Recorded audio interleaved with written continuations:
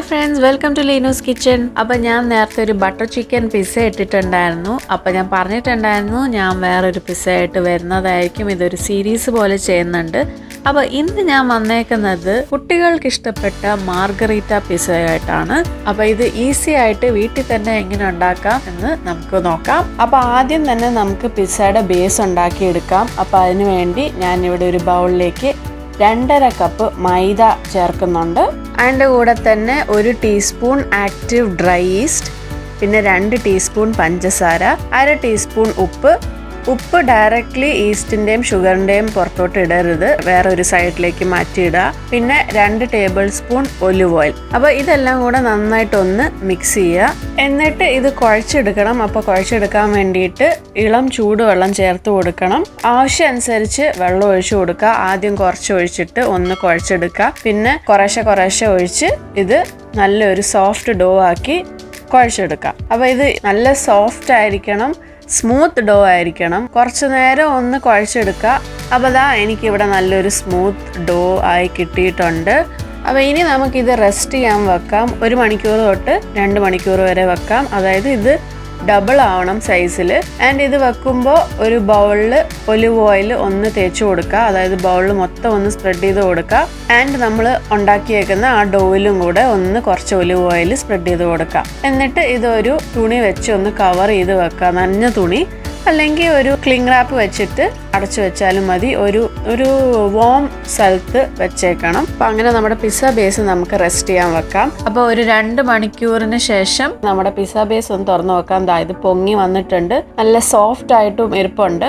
അപ്പോൾ ഇത് എടുത്തിട്ട് ഒന്നുകൂടെ നമുക്ക് കുഴച്ചെടുക്കണം. അതായത് ഒന്ന് നീഡ് ചെയ്തെടുക്കണം. ഒരു 8 തൊട്ട് 10 മിനിറ്റ് എങ്കിലും ഇത് ഇങ്ങനെ ചെയ്തുകൊണ്ടിരിക്കണം. എന്നാലേ നമ്മുടെ പിസ്സ നല്ല സോഫ്റ്റ് ആവുള്ളൂ. പിന്നെ ഇത് ഈ സമയത്ത് ഡ്രൈ ആയിട്ട് തോന്നുവാണെങ്കിൽ കുറച്ച് ഒലിവ് ഓയിൽ ഒഴിച്ചിട്ട് ഒന്ന് കുഴച്ചെടുക്കുക. പൊടി ഇനിയും ചേർക്കരുത്, കാരണം ഇത് നമ്മൾ കുഴച്ചെടുക്കും തോറും അത് സോഫ്റ്റ് ആയിക്കൊണ്ടിരിക്കും, ആ സ്റ്റിക്കിനെസ് മാറും. അപ്പം ഞാനിവിടെ ഇത് കുഴച്ചെടുത്തിട്ടുണ്ട്, കുറച്ച് നേരം കുഴച്ചെടുത്തിട്ടുണ്ട്. ഇനി നമുക്കിത് 4 കട്ട് ചെയ്തെടുക്കാം.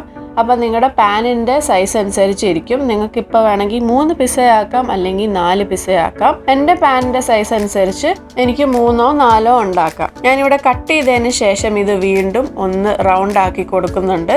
എന്നിട്ട് വീണ്ടും അതേ ബൗളിലേക്ക് കുറച്ച് എണ്ണ കൂടെ സ്പ്രെഡ് ചെയ്തിട്ട് അതിൽ വെച്ച് ഒരു 10-15 മിനിറ്റ് ഒന്ന് റെസ്റ്റ് ചെയ്യാൻ വെക്കുക. ആൻഡ് ഒരു തുണി വെച്ചിട്ട് അടച്ചിട്ട് വേണം റെസ്റ്റ് ചെയ്യാൻ. അപ്പോൾ അതായത് പിന്നെയും ഒരു 15 മിനിറ്റ് കഴിഞ്ഞിട്ട് പൊങ്ങി വന്നിട്ടുണ്ട്. അപ്പോൾ ഇനി നമുക്ക് പിസ്സയുടെ പാൻ റെഡിയാക്കി എടുക്കാം. അതിനുവേണ്ടി ഞാനിവിടെ ഒരു പാൻ എടുത്തിട്ടുണ്ട്. അതിലേക്ക് കുറച്ച് ഓയിൽ സ്പ്രേ അടിക്കുന്നുണ്ട്. നിങ്ങൾക്ക് വേണമെങ്കിൽ ഓയിൽ സ്പ്രെഡ് ചെയ്ത് കൊടുത്താലും മതി. എന്നിട്ട് നമുക്ക് മാവ് എടുത്തിട്ട് നമുക്കത് പരത്താൻ തുടങ്ങാം.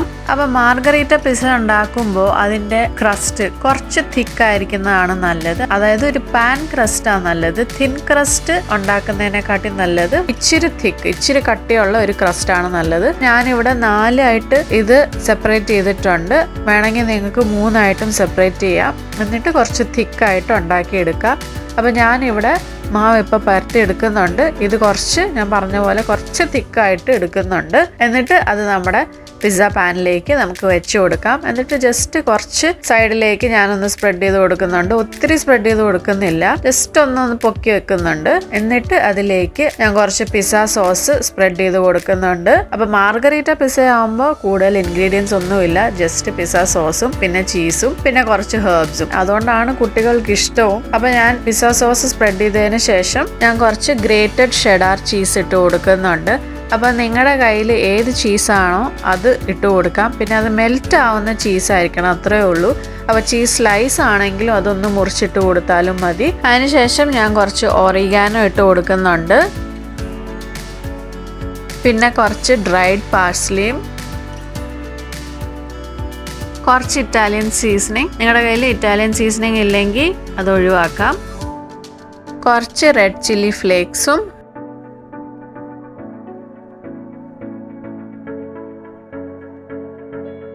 പിന്നെ കുറച്ച് ഗ്രേറ്റഡ് മോസറല്ല ചീസും. അപ്പോൾ ഈ മാർഗരീറ്റ പിസ്സ ഉണ്ടാക്കുമ്പോൾ മോസറല്ല ചീസ് എന്തായാലും വേണം കേട്ടോ. അതാണ് ഇതിൻ്റെ മെയിൻ ടേസ്റ്റ്. പിന്നെ അതിൻ്റെ മുകളിലേക്ക് എനിക്ക് ബാക്കി വന്ന കുറച്ച് ഗ്രേറ്റഡ് ഷെഡാർ ചീസും കൂടെ ഇട്ട് കൊടുക്കുന്നുണ്ട്. ഇനി നമുക്ക് ഇതൊരു പ്രീ ഹീറ്റഡ് ഓവനിൽ ബേക്ക് ചെയ്യാൻ വെക്കാം 180 ഡിഗ്രിയിൽ ഒരു 20 to 25 മിനിറ്റ്സ്. അതായത് നമ്മുടെ ചീസെല്ലാം മെൽറ്റായി കുറച്ച് ബ്രൗൺ ആവാൻ തുടങ്ങണം, അതുവരെ ബേക്ക് ചെയ്തെടുക്കുക. അങ്ങനെ ഞാൻ ബേക്ക് ചെയ്തെടുത്തിട്ടുണ്ട്. അപ്പോൾ കണ്ടില്ല, ചീസൊക്കെ നന്നായിട്ട് മെൽറ്റായി ബ്രൗൺ ആയിട്ടുണ്ട്. പിന്നെ നിങ്ങൾക്ക് ഇതിൻ്റെ മുകളിലേക്ക് വേണമെങ്കിൽ കുറച്ച് ഒലിവ് ഓയിൽ ഒന്ന് ബ്രഷ് ചെയ്ത് കൊടുക്കാം കേട്ടോ.